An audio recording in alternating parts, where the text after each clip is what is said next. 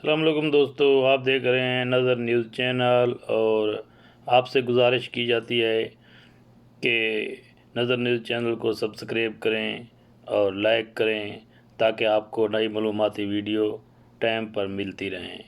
और आप वीडियो शुरू करते हैं और आखिर तक वॉच कीजिएगा और लाइक कीजिएगा और शेयर कीजिएगा।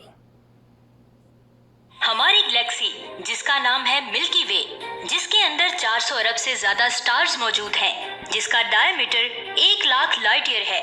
यानी अगर हम रोशनी की रफ्तार से 1 लाख साल तक सफर करें, उसे 1 लाख लाइट ईयर कहा जाता है। इतनी बड़ी गैलेक्सी के एक छोटे से हिस्से में, एक छोटे से प्लेनेट पर हम इंसान रहते हैं। लेकिन अल्लाह ताला ने हमें जो सोच और जो जज्बा दिया है वो मिल्की वे से बहुत बड़ा है। और अल्लाह ताला की दी हुई इसी सोच और जज्बे की वजह से हमने इस कायनात को इतना ज्यादा जाना है और लगातार इसी के बारे में जानने में लगे हुए हैं। क्या आपने ये कभी सोचा है कि अल्लाह ताला की बनाई हुई ये कायनात इतनी ज्यादा पेचीदा क्यों है? हमारी कायनात को अच्छी तरह से जानने के लिए आप सिर्फ अपनी आंखों पर यकीन नहीं कर सकते, क्योंकि इस कायनात में हम जो कुछ भी आंखों के जरिए देखते हैं हमेशा वही सच नहीं होता। हमारी कायनात में ऐसी बहुत सारी चीजें हैं जो हमारी आंखें देख भी नहीं सकती, लेकिन वो हकीकत में होती हैं।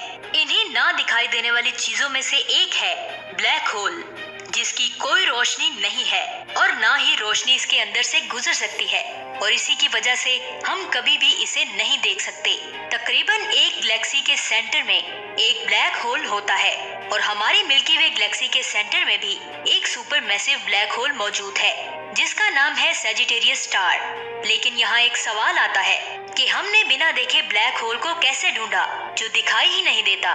तो ये अमेजिंग इन्फॉर्मेशन आप जानेंगे आज की इस वीडियो में। वीडियो शुरू करने से पहले मेरी आप सबसे गुजारिश है कि अगर आपने हमारे इस channel if TV the science world को सब्सक्राइब नहीं किया तो बराए मेहरबानी हमारे इस चैनल को सब्सक्राइब करके वीडियो को लाइक जरूर कीजिएगा, क्योंकि आप जितना ज्यादा लाइक करेंगे हम स्पेस से रिलेटेड उतनी ही ज्यादा अच्छी वीडियोस लाते रहेंगे। क्योंकि इफ टीवी का मकसद है पाकिस्तान में रहने वाले हर फर्द और हर एक स्टूडेंट तक स्पेस की इंफॉर्मेशन को पहुंचाया जाए, जिसके लिए आपके सपोर्ट की बहुत ज्यादा जरूरत है। तो हमारी वीडियोस को लाइक एंड शेयर जरूर किया करें। सन 1920 में हमारे पास बहुत बड़े बड़े टेलीस्कोप ऑब्जर्वेटरी थे।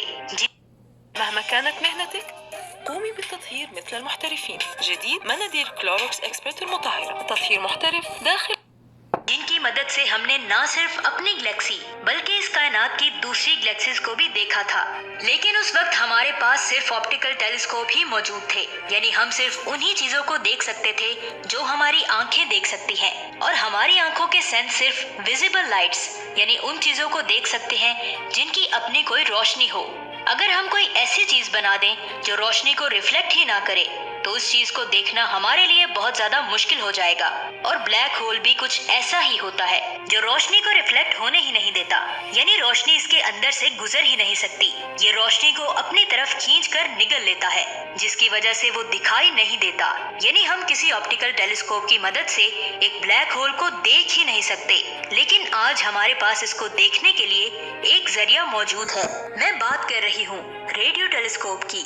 इलेक्ट्रोमैग्नेटिक रेडिएशंस मुख्तलिफ तरह की फ्रीक्वेंसीज और वेवलेंथ की होती हैं। इन इलेक्ट्रोमैग्नेटिक रेडिएशंस को इनकी वेवलेंथ के साइज के मुताबिक मुख्तलिफ हिस्सों में तकसीम किया गया है। जितनी छोटी वेवलेंथ होगी एनर्जेटिक रेज उतनी ही ज्यादा होगी, और वेवलेंथ जितनी लंबी होगी एनर्जेटिक रेज भी उतनी कम होगी। और इसी तरह इसे छोटी से बड़ी वेवलेंथ के साथ 7 हिस्सों में तकसीम किया गया है, जिसमें gamma rays, X rays, ultraviolet rays, visible light, infrared, microwaves और रेडियो वेव्स शामिल हैं। सन 1930 में एक American radio engineer Karl Jansky, जिन्हें the father of radio astronomy भी कहा जाता है, उन्होंने एक रेडियो एंटीना को डिजाइन किया था जिसका डायमीटर करीब 100 फीट था और इसको एक 20 फीट ऊंचे स्टैंड पर लगाया गया था। असल में कार्ल जेंस्की बेल टेलीफोन लेबोरेटरीज में काम करते थे। उन्होंने जो रेडियो एंटीना बनाया था वो 20.5 मेगाहर्ट्ज फ्रीक्वेंसीज वाली रेडियो वेव्स को कैच कर सकता था, और इस एंटीना को उन्होंने एक टर्नेबल टेबल के ऊपर फिक्स किया हुआ था, जिसकी वजह से इसे आसानी से चारों तरफ घुमाया जा सकता था। ये कुछ इस तरह का दिखाई देता था। इस एंटीना के जरिए कुछ महीनों तक सिग्नल्स को रिसीव करने के बाद उन्होंने रिकॉर्डेड सिग्नल्स को 3 कैटेगरी कैटेगरीज में डिवाइड किया।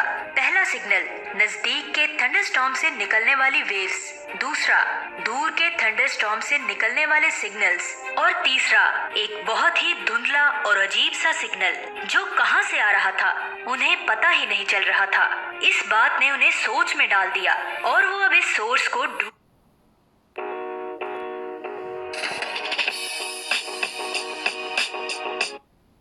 में लग गए कि आखिर ये सिग्नल्स कहां से आ रहे हैं। पहले तो उन्हें ये लगा कि ये मध्यम सा सिग्नल हमारे सूरज से आ रहा है, क्योंकि ये सिग्नल्स सूरज की डायरेक्शन से रिसीव हो रहे थे। लेकिन बाद में उन्होंने ये नोटिस किया कि ये सिग्नल सूरज से नहीं बल्कि कहीं और से आ रहा था। उन्होंने सिग्नल को नाम दिया द स्टार नॉइस। लेकिन जेंस्की एक एस्ट्रोनॉमर नहीं थे, जिसकी वजह से ज्यादातर लोगों ने उनकी डिस्कवरीज में ज्यादा दिलचस्पी नहीं दिखाई। लेकिन उन्होंने जिन सिग्नल्स को ढूंढा था वो हमारी मिल्की वे गैलेक्सी के सेंटर से आ रहे थे, जो एक बहुत बड़ी डिस्कवरी थी।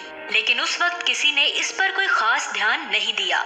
जैसे जैसे हमने रेडियो एस्ट्रोनॉमी को और ज्यादा एडवांस बनाया, अल्लाह की बनाई हुई कायनात को देखने का हमारा नजरिया बदलने लगा और हमें मिल्की वे की उस लोकेशन में जहां जेंस्की को अजीब से वीक सिग्नल रिसीव हो रहे थे, वहां बहुत ज्यादा कॉम्प्लेक्स रेडियो सोर्स मिला। यहाँ से बहुत ज्यादा स्ट्रॉन्ग रेडियो वेव्स के सिग्नल्स आ रहे थे, यानी कि वहाँ कोई तो चीज थी जिससे बहुत ही तेज रेडियो वेव्स बाहर निकल रही थी। उस कॉम्प्लेक्स रेडियो सोर्स का नाम रखा गया सेजिटेरियस ए। सेजिटेरियस ए इसलिए रखा गया क्योंकि ये सिग्नल सेजिटेरियस ए कॉन्स्टेलेशन से आ रहे थे। उसके बाद फिर साइंसदानों ने रेडियो ऑब्जर्वेटरी को बहुत ज्यादा डेवलप किया और साइंसदानों ने कई रेडियो ऑब्जर्वेटरी को एक साथ जोड़कर बनाया रेडियो इंफेरोमीटर, यानी कि रेडियो ऑब्जर्वेटरी का एक एरे जो एक साथ मिलकर किसी जेंट रेडियो टेलीस्कोप की तरह काम कर रहा था। इसके जरिए हम रेडियो वेव्स में आने वाली छोटी छोटी चेंजिंग को भी मेजर कर सकते थे। सन 1970 में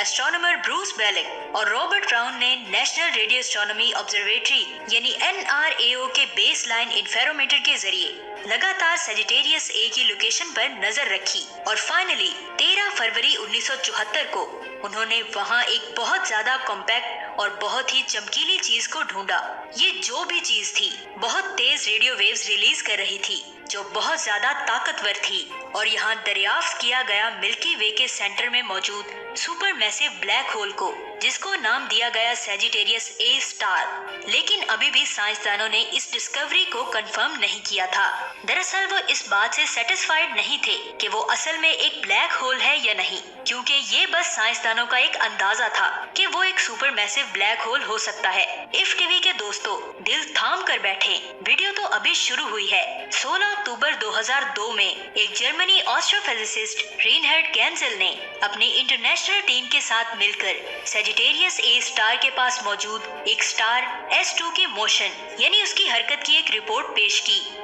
उन्होंने जो डाटा कलेक्ट किया था उसके मुताबिक सेजिटेरियस ए स्टार के पास एक स्टार क्लस्टर भी है। बाद में उसके पास मौजूद उन स्टार्स की स्टडी की गई, तब उनकी मूवमेंट से ये पता चला कि वो सारे स्टार्स बहुत तेजी से किसी एक चीज का चक्कर लगा रहे हैं। ऐसी चीज जो बहुत ज्यादा मैसिव है, जिसका मैस करीब 40 लाख सोलर मैसिव के बराबर है, जिसका साइज करीब 44 लाख किलोमीटर था। ये चीज इतनी बड़ी थी कि सूरज और मरकरी आसानी से इसके अंदर समा जाएं। इतनी ज्यादा कॉम्पैक्ट और तेज ग्रेविटी वाली चीज और कुछ नहीं, एक सुपर मैसिव ब्लैक होल ही हो सकता था। शुरू में साइंसदान मानते थे कि ये ब्लैक होल मिल्की वे गैलेक्सी के सेंटर में कहीं मौजूद है, लेकिन बाद में उन्हें ये पता चला कि ये ऑब्जेक्ट मिल्की वे के सेंटर में नहीं बल्कि ये मिल्की वे का सेंटर है। जी हाँ, ये सुपर मैसिव ब्लैक होल ही है जिसके गिर्द पूरी मिल्की वे गैलेक्सी, जिसमें हमारी जमीन,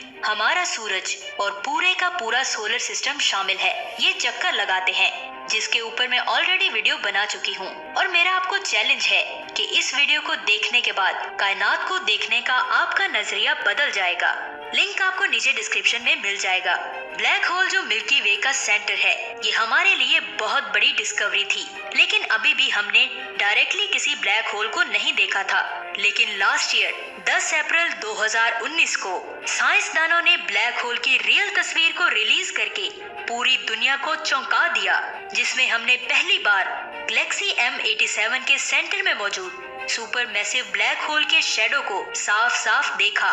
इस तस्वीर को भी एक बहुत बड़े रेडियो इंफेरोमीटर की मदद से लिया गया था, जिसका नाम रखा गया था द इवेंट हॉरिजन टेलीस्कोप, और इसके जरिए जल्द ही हम अपने गैलेक्सी के सेंटर में मौजूद सजिटेरियस ए स्टार की रियल तस्वीर लेंगे और तारीख में पहली बार हम अपने गैलेक्सी में मौजूद सुपर मैसिव ब्लैक होल को देख पाएंगे। और इस तरह से एक टेलीफोन कंपनी से शुरू हुई डिस्कवरी ने हमें हमारी मिल्की वे गैलेक्सी के सेंटर में मौजूद सुपर मैसिव ब्लैक होल का रास्ता दिया, और आज हम उस ब्लैक होल की तस्वीर लेने में लगे हैं। तो इफ टीवी के दोस्तों,